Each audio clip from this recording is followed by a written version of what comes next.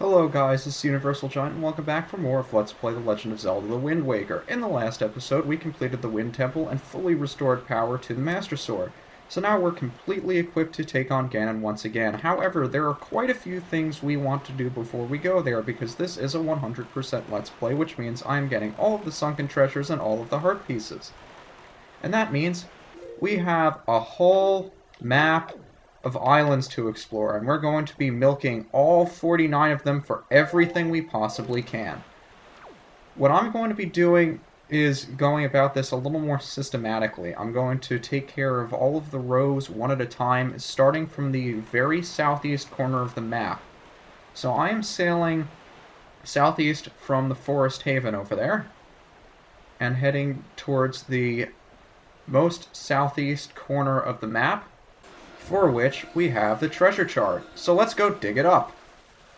We're going to be seeing very many of these because we right now have 28 treasure charts. And I think we've only dug up 8 of them, so we're going to be digging up quite a few on this trip. First one for 5-star Isles is a piece of heart. That's a nice way to start off, isn't it? And indeed, these are 5-star Isles.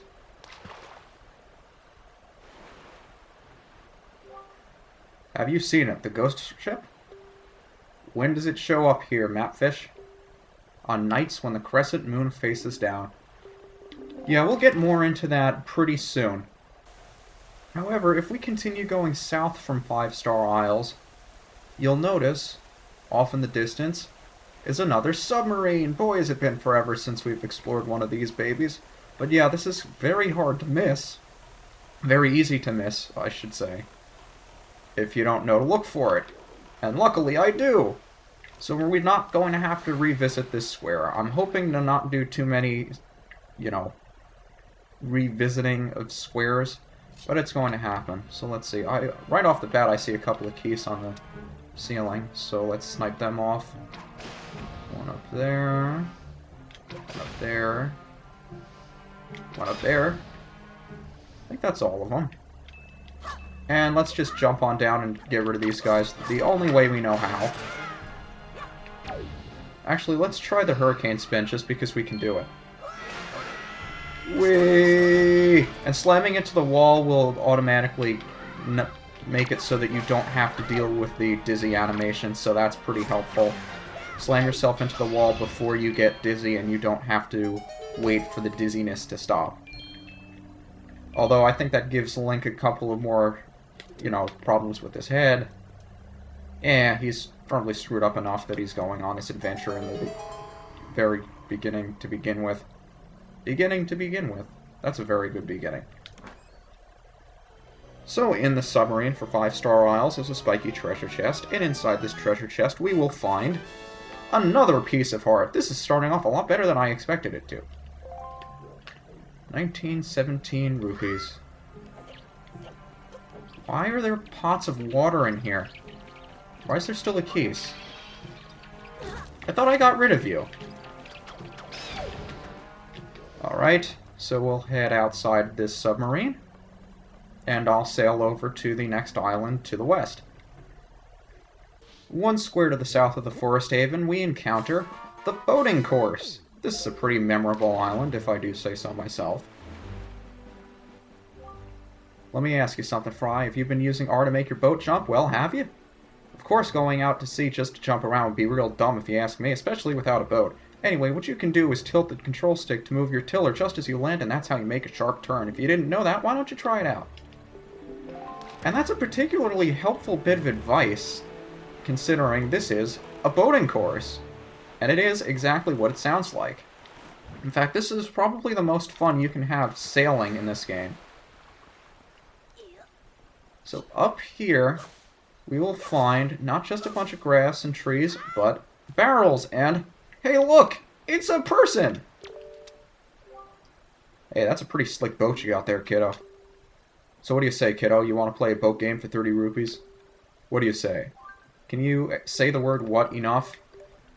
I'll explain the rules when we finally get out there. Essentially, it's a barrel jumping game, and we have to get as many rupees as we possibly can.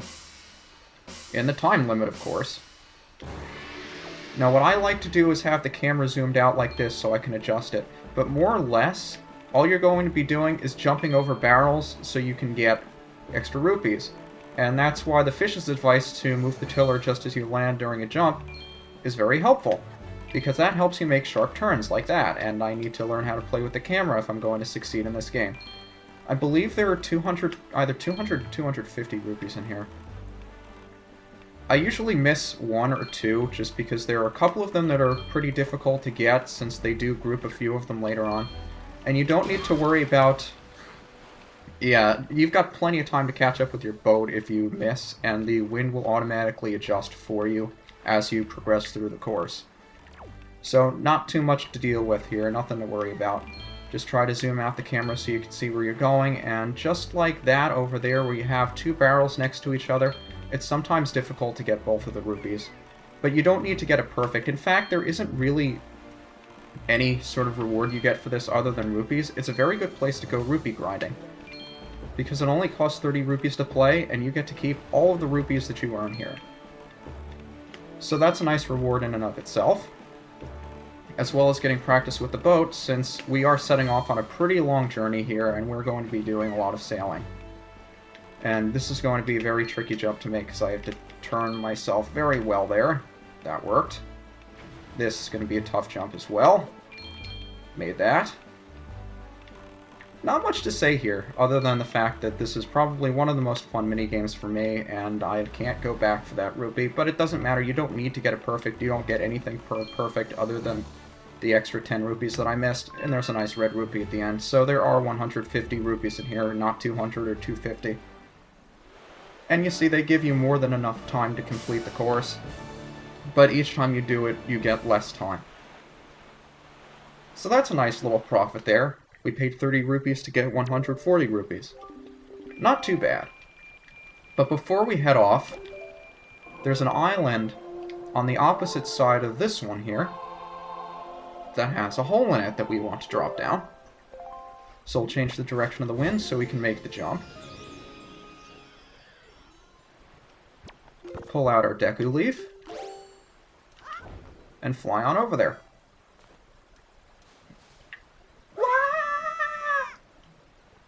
I never get tired of that. Boy, is it dark in here. Oh no, not these guys. I see a couple of switches, so you know what I'm gonna do?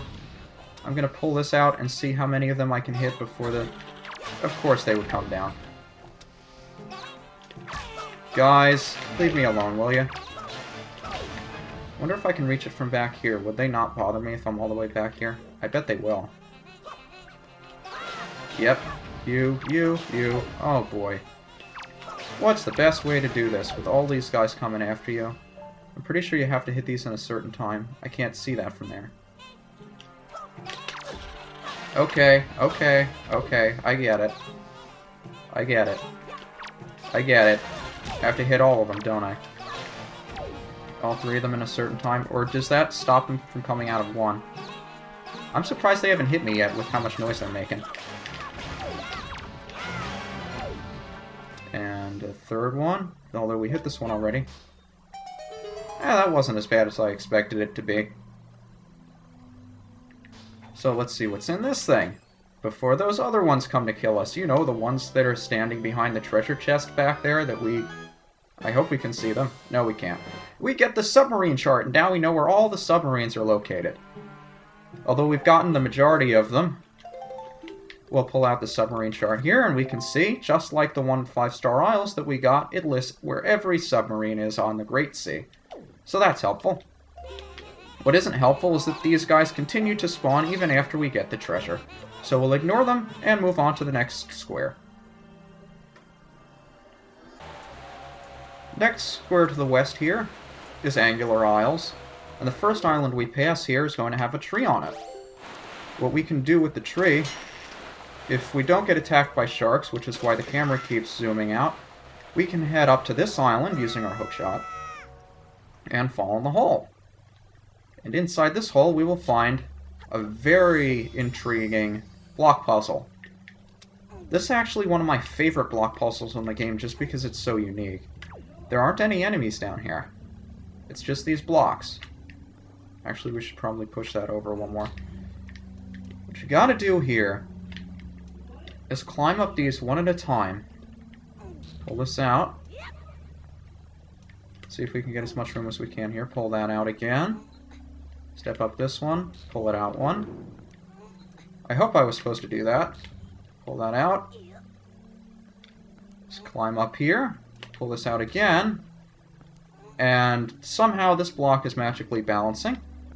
Let's hope that it's supposed to be doing that. And if we shine our light straight across, we'll reveal a hidden treasure chest. So if we fly over to that treasure chest using our Deku Leaf, we will find that in here is a very nice 200 rupees. Time to jump for joy. That's one of the few 200 rupees in this game that you don't get from a treasure chart treasure. That's cool. But if we continue going on to the larger of the two triangular, angular aisles here, is the wind blowing in the correct direction? Can I jump there with the Deku Leaf? Absolutely can. So you'll notice all of these blocks are here, but a few of them have these symbols. You can pull those ones out. It can be difficult to spot which ones are which, but you should be able to figure it out because the symbols are on the blocks. So we use these blocks to negotiate our way around. Climb up this one, up around here. Just like on Dragon Roost, pull that one out, and then one on top of it will fall down. And as we make our way to the top of the angular aisles, as the sun sets in the background, we'll find a spiky treasure chest sitting at the top of the island for us, containing yet another piece of heart. And as soon as we come out of this cutscene, I will kill myself a blue chew. I wonder how much blue chew jelly we have, actually. Maybe I should show off what that is. How much do we have? 8? Yeah, probably not going to be able to show it off, but, you know, we'll see if I have enough of it or not. And before we leave the island, we're going to pick ourselves up some treasure. Just because we can. So ignoring the shark that's about to attack our boat, which is frozen in time because we're digging up a treasure chest from the Great Sea, because that's how treasure hunting works, we'll find that inside of this treasure chest is none other than our 4th heart container of the episode, completing heart piece, completing our 15th heart container. Terrific. And as I explained before, this is Angular Isles.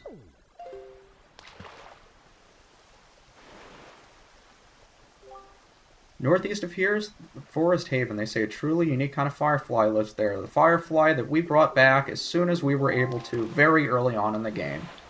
Good for us. Continuing our way westward across the bottom row of the Great Sea, we come across 2-Eye Reef for the second time. The first time we were here, we only explored the area to the south because there wasn't much we could do in here. This time, I'm going to show you exactly what is in all of these reefs. Cannons! A bunch of cannons. Including a couple of gunships that we have to gun down that I'm doing unusually well at. But anyway, this is probably the only time I'm going to do this full speed, and I may just leave all of them in to show you where all the cannons are in here. But when you get to one of these, you have to blow apart all of the cannons and all the gunships. Just the ones that appear inside the reef themselves, not the one that's inevitably outside. There's always one that's just outside. Did I do that already? Man, that was fast. There are usually a lot more cannons to take down than that. But what you have to do in here is blow up all the cannons, all the gunships, and then a treasure chart will appear on one of the 2 raised islands in the middle of the reef. So for each one, once you take down the cannons, you head up here to walk along the barrier. You should find plenty of magic. Look for the tallest part of the wall here, which in this case is up here.